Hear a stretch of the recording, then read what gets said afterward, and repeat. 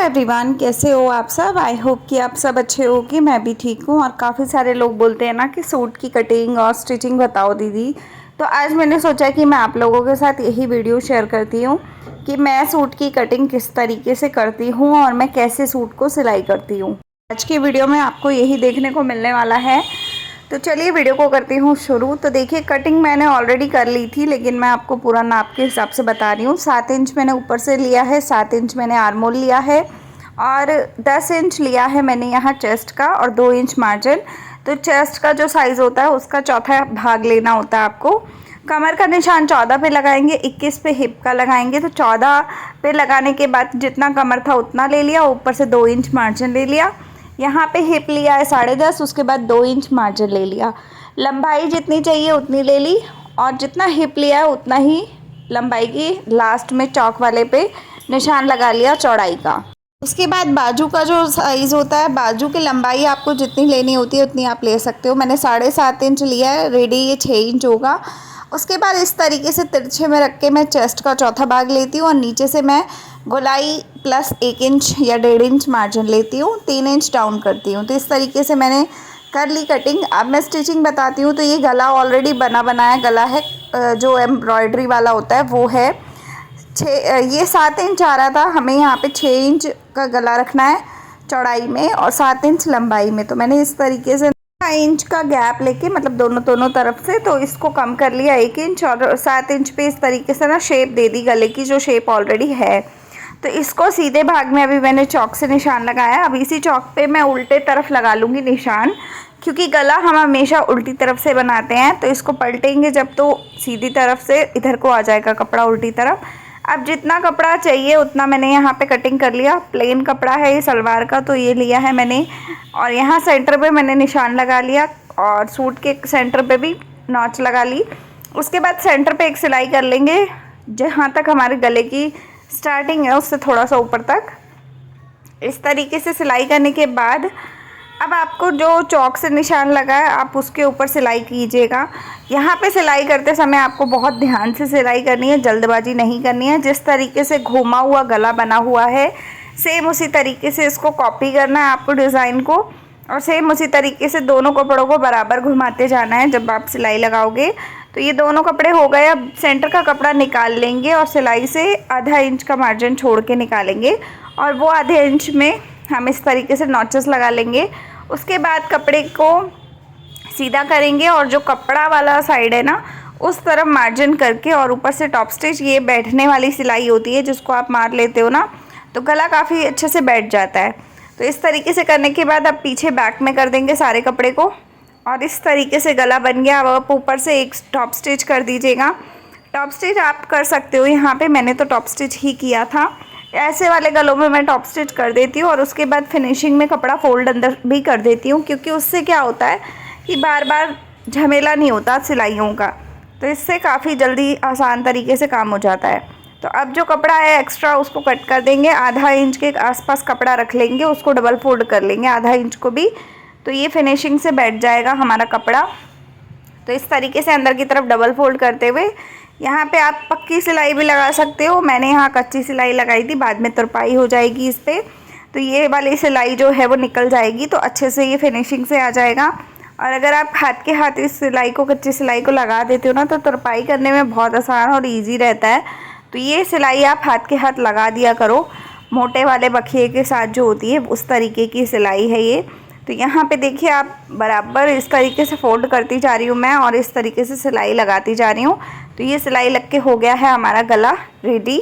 तो इसके बाद देखिए अब मैं बनाऊँगी पीछे का गला। तो फिनिशिंग आप प्रॉपर देख सकते हो इस गले की, जहाँ से भी कुछ फालतू दिखे वो आप हटा सकते हो। पीछे वाले गले के लिए मैंने इस तरीके से लंबाई में चौड़ाई में कपड़ा लिया है, 3 इंच चौड़ा है ये, 5 इंच लंबा है। तो इसको गले को बना लिया है शेप को। उसके बाद एक इंच के आसपास कपड़ा बाहर की तरफ और है, जिसको हल्का सा मैं इस तरीके से डबल फोल्ड अभी कर रही हूँ। तो इस कपड़े को इस तरीके से डबल फोल्ड कर लेना है। और जो ब्लू वाला मार्क दिख रहा है आपको चौक का, वो गला एक्चुअल गला है। तो गला जो है उससे 1 इंच बाहर की तरफ कपड़ा एक्स्ट्रा रखना है और उसमें डबल फोल्ड करना है आपको कपड़े को। तो ये क्या होगा कि आपका अच्छे से गला जो है बिना पेपर पेस्टिंग या बिना बुकरम के बन के रेडी हो जाएगा। तो मैं ज़्यादातर पीछे के गले इसी तरीके से बनाया करती हूँ। आगे अगर बुकरम वाला होता भी है तब भी मैं पीछे इसी तरीके से बनाती हूँ गले को। बहुत ईजी तरीका पड़ता है और बहुत ही फिनिशिंग में बनता है। सेम इसी तरीके से अगर आप आगे का फ्रंट का गला भी बनाना चाहते हैं तो आप वो भी बना सकते हैं। सेम यही तरीका होता है, मेथड होता है। अगर आपको बिना बुकरम के प्लेन कपड़े पे गला बनाना है तो आप इस तरीके से कॉपी कर सकते हैं। तो देखिए गले को मैंने रख लिया है, सीधा भाग नीचे वाले कपड़े का सीधा भाग मेरी तरफ है और ये वाले का उल्टा भाग है बाहर की तरफ। तो सीधे भाग दोनों मैच करने हैं और इस तरीके से इसको भी सेंटर पे नॉचेस लगा के सेंटर पे एक सिलाई लगा लेंगे जिससे कि ये दोनों कपड़े बैठ जाएं आपस में। उसके बाद कपड़े को इस तरीके से ब्लू वाले मार्क जो है चौक का निशान, उसके ऊपर हम गोल गोल जिस तरीके से शेप दी हुई है उसी तरीके से हम सिल लेंगे और दोनों कपड़ों को बराबर यहाँ पे घुमाना है। घुमाते समय कपड़े में झोल नहीं आना चाहिए, इस सारी चीज़ों का ध्यान रखना है आपने। उसके बाद इस सिलाई को निकाल के बाहर कर लेंगे सुई को और बीच का कपड़ा इसका भी निकाल देंगे और आधा इंच का जो सिलाई के आधा इंच है ना पास वाला एरिया वो छोड़ देंगे। वहाँ पे लगाएंगे छोटे छोटे नॉचेस लगाने के बाद आपको गले को उस तरफ घुमा के फिर से एक टॉप स्टिच कर लेना है।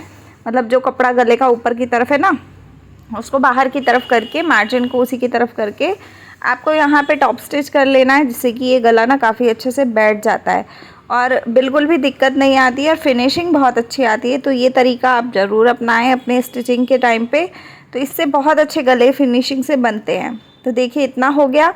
अब इसके साथ हम कंधी जोड़ेंगे। तो कंधी जोड़ने के लिए मैं गले को प्रॉपर बंद नहीं करती हूँ, पहले कंधी जोड़ती हूँ बाद में गले को बंद करती हूँ। तो अब मैं दिखा रही हूँ कि कैसे करती हूँ।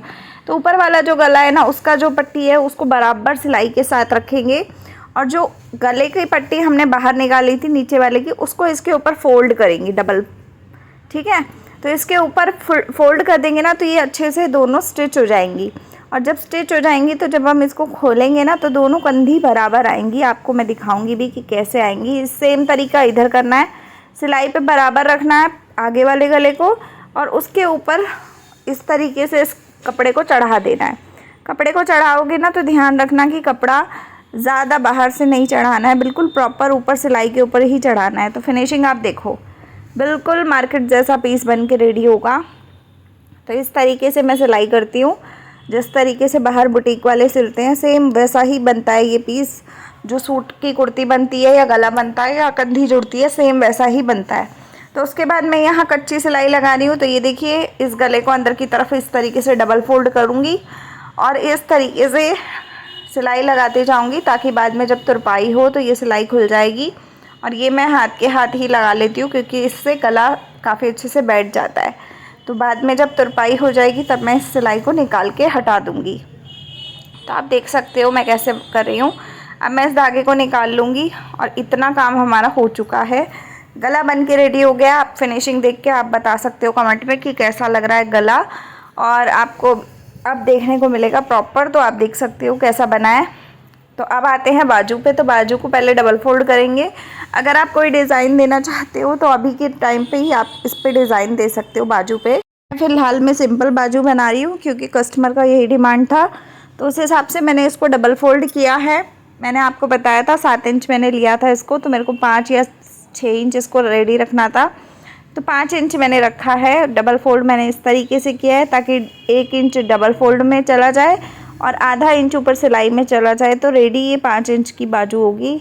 तो आप देख सकते हो मैं कैसे इसको फोल्ड कर रही हूँ। तो सेम इसी तरीके से आपको अच्छे से फोल्ड कर लेना है हल्का सा नीचे से, और उसके बाद दोनों बाजू को रख के देख लेना। अगर हल्का फुल्का ऊपर नीचे हो रहा हो तो हल्का सा छटाई कर सकते हो आप।